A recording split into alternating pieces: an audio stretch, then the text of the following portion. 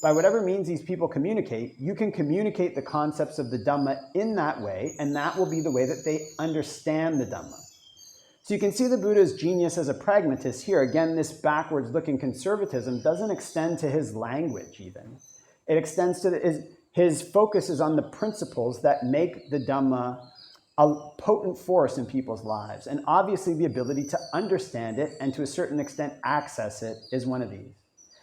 So one of the ways that we can look at these evolving communications architectures are the means by which people communicate is like a language. In a sense, it is a type of language. There was a famous Canadian philosopher who said the medium is the message. In other words, the means by which you communicate it's a huge component of your communication.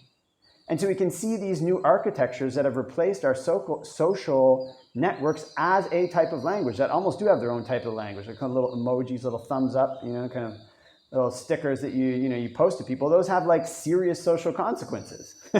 Like your thumbs up. It's very rare you get a thumbs down on posts that you do, but if somebody gives you a thumbs down, next time you meet them, you might not be angry, but you go, what'd you give me a thumbs down for? Did that post, you should have given me a thumbs up.